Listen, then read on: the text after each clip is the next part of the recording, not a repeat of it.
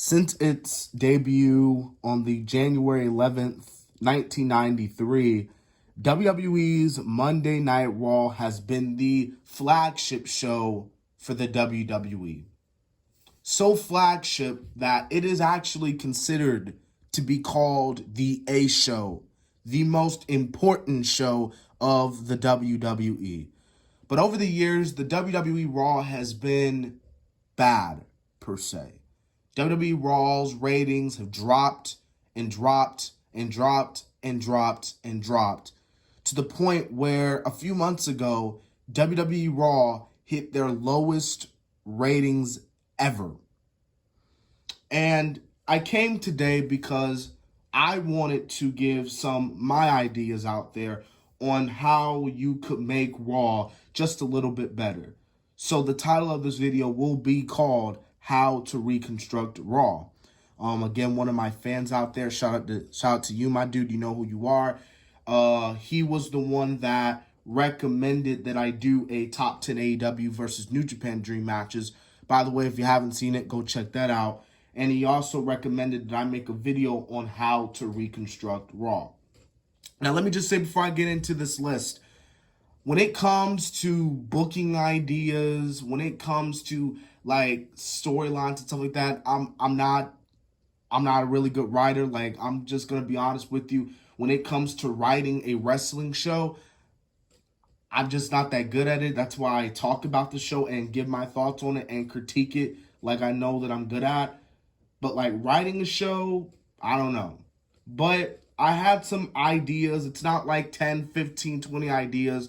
I just threw in about maybe 4 or 5 ideas to make Raw just a little bit better.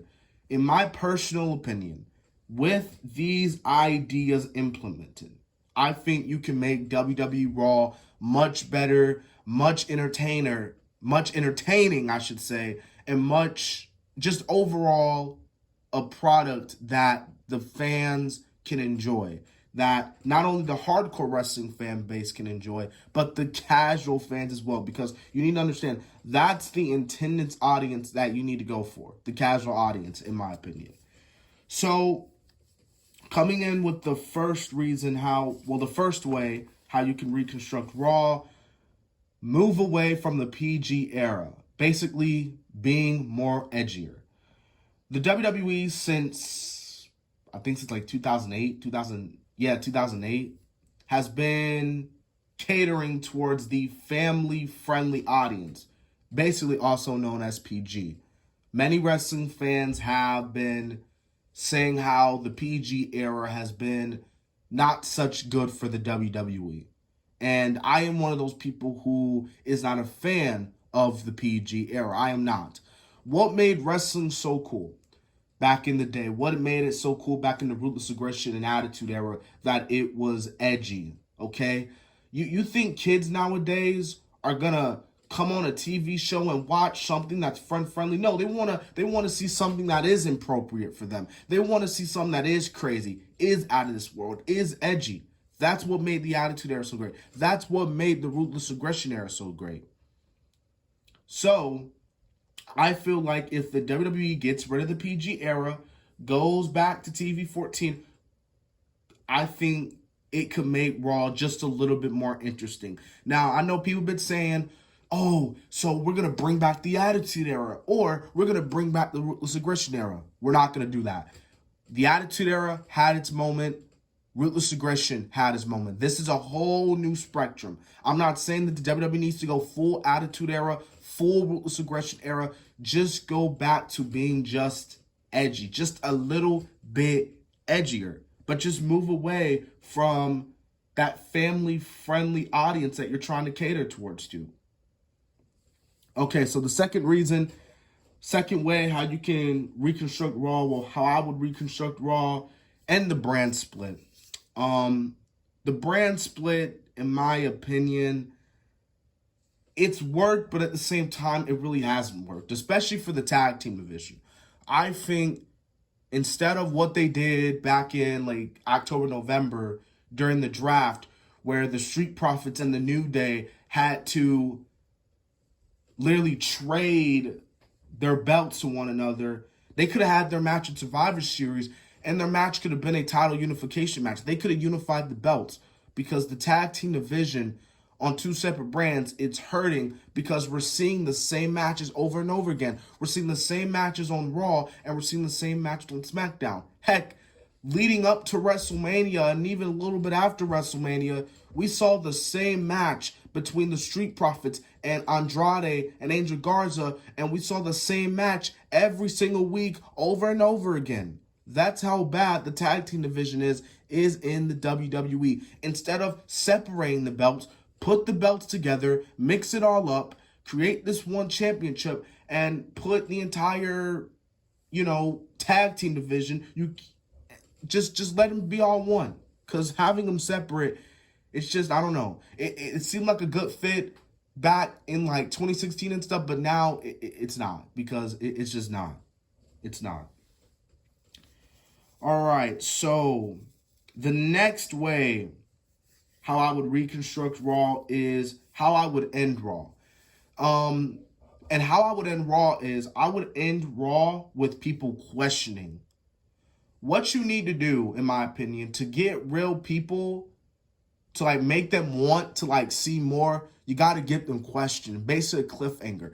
WCW used to do that a lot back in the day. If you watch WCW back in the day, they would always end out with the cliffhanger. They would always keep you guessing. They would always want you like questioning. Now, I'm not saying that every single Monday Night Raw now has to end with a cliffhanger, but just like from time to time, just have those cliffhanger endings, especially when you have like a big feud, to get people guessing, to have people like throughout the week, like, oh shit, I wonder what's going to happen. Oh, I wonder what they're going to do. I'm so excited. I have no choice but to check out next week on Monday Night Raw. And they kind of did something like that with Alexa and Orton, with Orton like teasing he was going to set Alexa on fire, which, well, we all know he didn't. But, you guys get what I'm saying here. So that's another way how I would reconstruct Raw. Coming up with the next way. Make the storylines more consistent.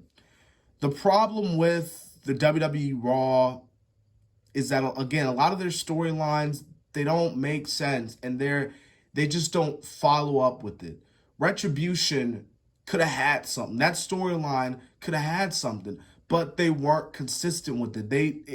They just didn't do nothing with it. You had Retribution come on for no reason at all. You made them sign contracts, which was a dumb idea.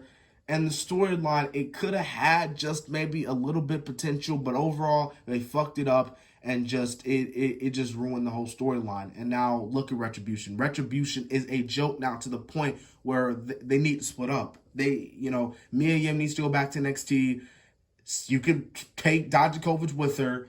Dio Matten can go to 205 Live. I don't know what Slapjack's going to do, but you can still have Ali. But, like, what I'm trying to say is make the storylines more consistent. Make them feel more real, that you would want to tune into Monday Night Raw because of that feud.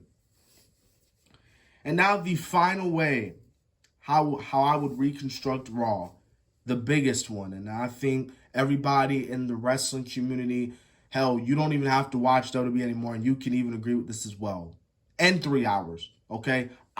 I don't know who out there actually thinks that 3 hours is actually good for a wrestling TV show, especially with how Raw is being booked. I don't know who idea was, or I don't know what Vince was thinking, or the people that, came to Vince was like, hey, yo, Vince, maybe we should go 3 hours every single week. Now, I can see if they were to go 3 hours, like if you had a very special TV show, okay, I can see why you would go 3 hours. But Jesus Christ, three hours each week is not a good idea.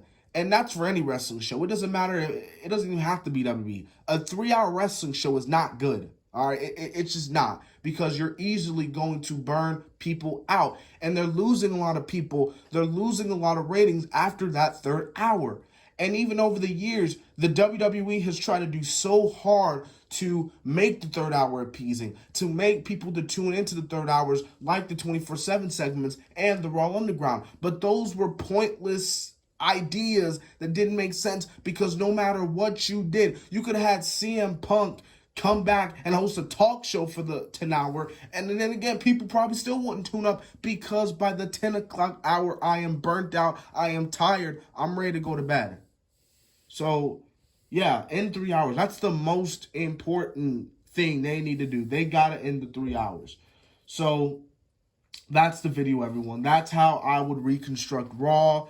Again, those are just some ways, some ideas that I brought to myself on how, if I was given up like control or something like that, that's how I would make Raw. Because I think with those changes, you can make Raw a little bit better. Now, I'm not saying that the first week of Raw is supposed to be tip-top, ratings go up just like that, because time, people, it's about time. Over time, if we stay consistent with it, I think Monday Night Raw could be better, and I think that the ratings will go back up. Now, they're not going to go back up to like a 7 or 8. Like, that's never going to happen. But if we can stay like, my ratings would be like maybe around the 2-3 million mark, I think we're good in my opinion. Because 1.2s, 1.0s, we should not be getting those type of ratings. Those are not ratings we should not be getting. So that's what I would do, peeps. That's the video. Like I said, later on tonight, I have a SmackDown review that's coming out after SmackDown ends. This is the Go Home Show SmackDown before the Elimination Chamber. Thank you guys for watching and subscribing. And if you haven't already, subscribe to the channel. Show the kids some love.